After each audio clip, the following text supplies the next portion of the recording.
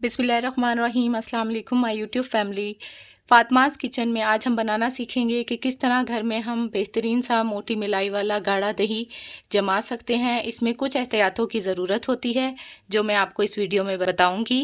आइए इसको बनाना शुरू करते हैं।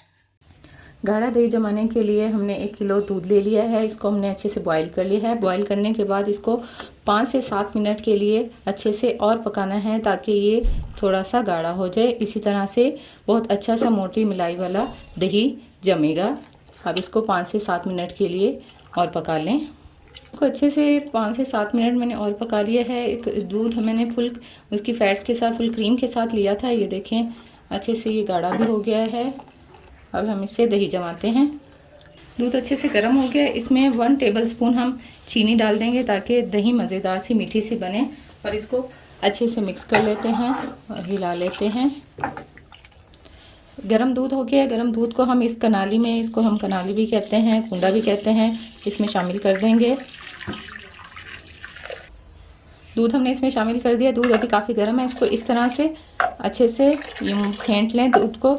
इससे क्या है कि दही जो है बहुत अच्छा बनता है, गाढ़ा बनता है और मिलाई बहुत अच्छी मोटी सी आती है। दूध को थोड़ी देर पका लेने से भी दही गाढ़ा बनता है, इसलिए हमने दूध को 5 से 7 मिनट के लिए और पका लिया था। अब इसको हम इस तरह से ठंडा कर लेंगे। ये मैं दही मट्टी की कनाली में जमा रही हूँ। आप लोग किसी भी बर्तन में, प्लास्टिक के बर्तन में या फिर स्टील में या किसी भी चीज़ में जमा सकते हैं। ये मट्टी की कनाली का ये फ़ायदा होता है कि किसी भी मौसम में इसमें बहुत अच्छी सी दही जम जाती है। अगर ज़्यादा गर्मी हो तो ये गर्मी जज़्ब कर लेती है और अगर बहुत ज़्यादा सर्दी हो तो ये सर्दी जज़्ब कर लेती है और अच्छा सा दही जमा देती है। दही जमाने के लिए कुछ एहतियातों की ज़रूरत करनी पड़ती है जो मैं आपको बताती चलूँ। दूध को अच्छे से गर्म कर लें।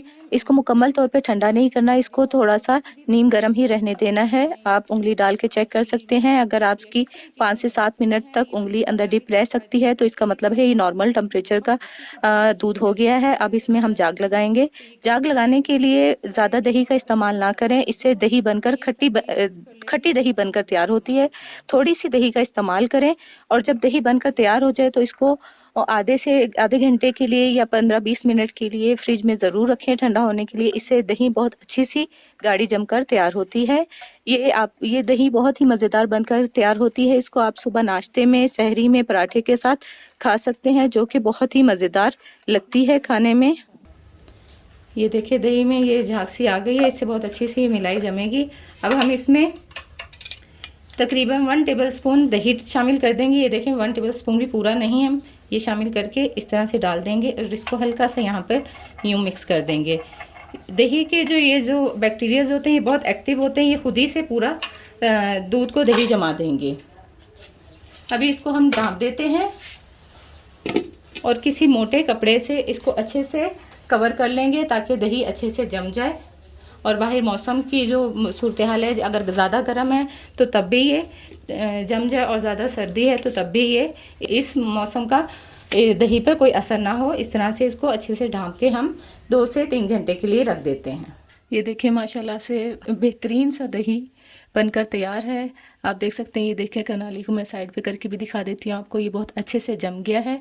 इसको मैंने 20 से 25 मिनट के लिए फ्रिज में रख दिया था ठंडा होने के लिए। अब मैं आपको दिखाती हूँ ये किस तरह का मोटी मिलाई वाला बेहतरीन सा दही बनकर तैयार हुआ है। आप लोग देख सकते हैं माशाल्लाह से ये कितना ज़बरदस्त सा क्रीमी दही हमारा बनकर तैयार हुआ है। बहुत ही मज़ेदार मीठा दही। आप लोग ज़रूर ट्राई करें, दुआओं में शामिल रखें, फ़ातिमाज़ किचन के साथ रहें। हमारे चैनल को लाइक, सब्सक्राइब और शेयर करना ना भूलें। अल्लाह हाफिज़।